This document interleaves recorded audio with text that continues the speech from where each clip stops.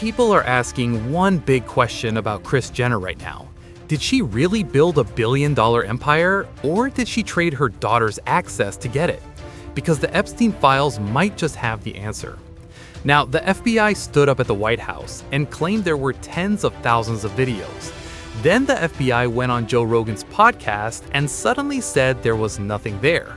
Yeah, the FBI, they're reviewing, there are tens of thousands of videos of Epstein and there are hundreds of victims, and no one victim will ever get released. It's just the volume, and that's what they're going through right now. The FBI is diligently going through that. I haven't seen that state. In this video, you're gonna see exactly why Joe Rogan couldn't even find the words after that podcast episode.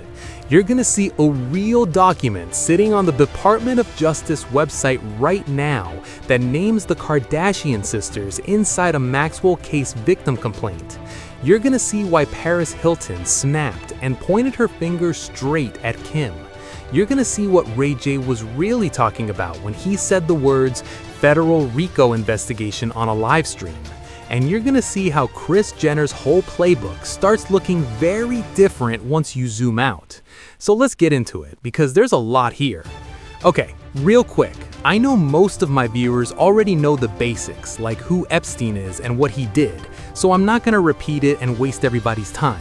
However, if you're a new viewer, I recommend you check out my previous videos on Epstein. Joe Rogan said no to Epstein, so why is he in the files? So let's start by clearing Joe Rogan's name, and this might surprise you too.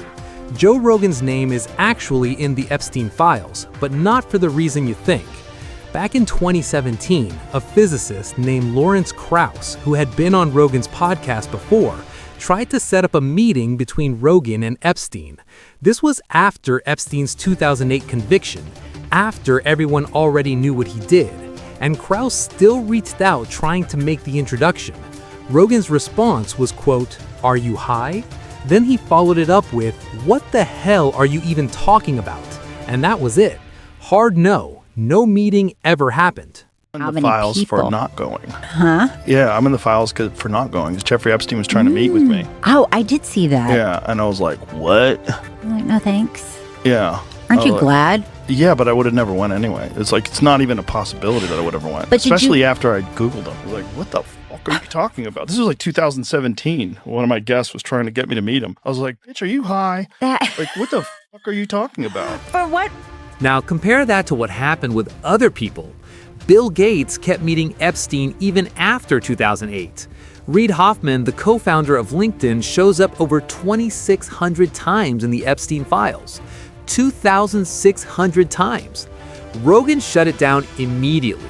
He saw the red flags before most people were even paying attention. Sorry about Rogan so far. He seems more timid than I would have thought. Do you mean he means he doesn't want to go to the Epstein Island? He doesn't want to go hang out with Woody Allen and a bunch of other PDF files at Epstein Island. So when Rogan says the government is lying about those tapes, it's coming from someone who already had his own personal moment of sizing up Epstein and walking the other way. He has zero patience for anyone pretending there's nothing to see here. The government said there were tens of thousands of videos, and then they suddenly took it back. So let's go back to that moment when Kash Patel showed up on Rogan's podcast and basically walked back everything Pam Bondi had said.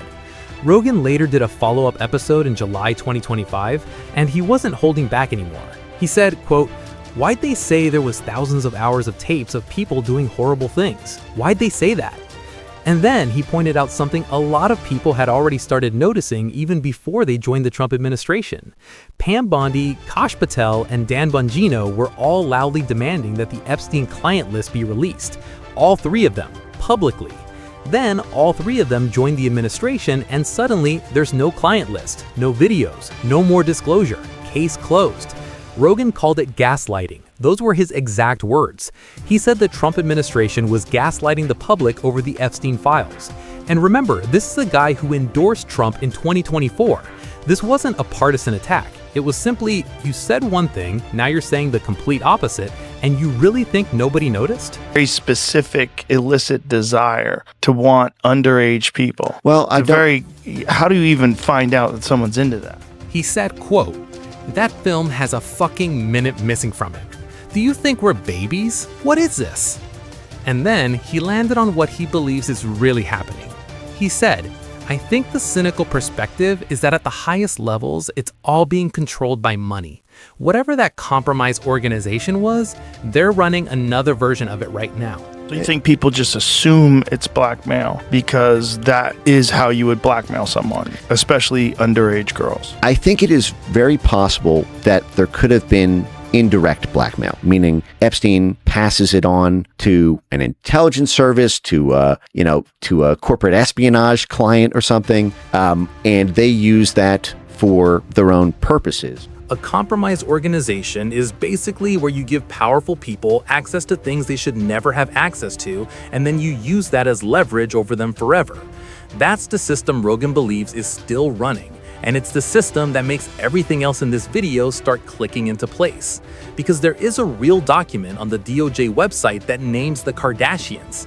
Okay, so now we get to the Kardashians, and I want to be upfront before we dive in. What you're about to hear comes from a victim complaint. It has not been proven in court. The people named in it have not been charged with anything. But the document itself is real, and you can go on the Department of Justice website right now and find it for yourself. The complaint was filed in the Maxwell case, and in it, the person writing claims that Maxwell had a close relationship with the Kardashian sisters and that they helped use the complainant's identity. The complaint goes even further. It references pregnancy and surrogacy, and it claims that eggs were used for pregnancies without consent. It brings up DNA testing. It alleges that the Kardashian sisters use the complainant's name and money to promote their businesses. There's also a specific cosmetic transaction mentioned that's tied to Kylie Jenner and a $600 million deal. Kim is named in allegations tied to identity issues and children. Khloe and Kendall are referenced for allegedly taking a special interest in the complainant's marriages and name changes. The complainant even admits they don't have documents to prove all of it, and they're asking investigators to look into it. Now look, some of this is hard to follow. The grammar in the original filing is rough. It's a messy document, and one of the commentators covering this even pointed out that's what makes it complicated to fully assess. But here's what stands out. This document connects Maxwell, who was literally convicted of running a sex trafficking operation, to the Kardashian family. And the one thing nobody is really disputing is that Maxwell went wherever money and influence went. That was her whole thing. So Rogan's theory about a compromise system, where you give people access and then lock them in, doesn't require you to believe every single detail of this complaint. It just requires you to ask one question. How did the Kardashians get access to every single elite circle in Hollywood, business, and celebrity culture? Who opened those doors? Kim Kardashian and her mom, Kris Jenner, have made a legal declaration under oath in the battle over her sex tape, over Kim's sex tape, and now they could be in serious hot water. So Kim Kardashian and her mom, Kris Jenner, have now filed a declaration under oath. This means this is big trouble if you lie on a document like this, but this all has to do with their lawsuit that they've filed against Ray J and the countersuit that Ray J filed. This all is over the Kim Kardashian and Ray J sex tape that came out from many years ago, and this continues to be a huge battle. In fact, Kris Jenner says this is haunting her every day of her life. So what is at dispute here is whether or not Kim and Kris were plotting to release this sex tape. The Kris Jenner and the access economy. This is the theory that keeps circulating. And honestly, it's the kind of thing that once you hear it, you cannot unhear it. People are asking what exactly Kris Jenner's strategy was, because from the outside, her entire approach looked like placing her daughters into relationships and situations with the most powerful and wealthiest men available, every single time. That was the pattern. And people are asking whether that pattern, giving young women access to powerful men in exchange for influence, wealth, and status, is really different from what Epstein's network was literally convicted of doing. Now, before anyone comes at me, there is no official documented link between the Kardashians and Epstein's island. None. What exists are victim complaints, internet theories, and patterns of elite connections people try to understand. But here's the thing Rogan was getting at. He said the system is not broken. It functions exactly as designed and protects those at the top from consequences every single time. The Epstein network was one example of that. Hollywood's access economy is another version, different packaging, same structure. The links tying Kris Jenner to this narrative include the family's fast rise during Epstein's 2008 plea deal, their lawyer, Alex Spiro, who appears in Epstein files, and overlapping names like Lewis Taylor, Diddy, and Kardashians circulating same circles. Again, unproven, but not random theories, rather patterns people notice enough that a victim went to Department of Justice and documented everything in writing. Paris Hilton is no longer covering Kim. Then Paris Hilton enters the story, and things intensify. When the latest Epstein file release occurred, Paris Hilton's name appeared inside those documents, and according to observers, that moment pushed Paris into survival mode. Insiders claim she began questioning why alone she was being publicly targeted when Kim Kardashian stood beside her doing similar things, sometimes worse, allegedly. A documentary titled Surviving Jeffrey Epstein includes testimony that Maxwell tried to recruit Paris directly. The witness says Maxwell saw Paris at a party and said she'd be perfect for Jeffrey. Can you introduce us? Paris denies knowing Maxwell despite photos showing them together at events, but Kim enters here. Kim began as Paris's stylist and assistant. She appeared in backgrounds of nearly every photo. She followed Paris everywhere.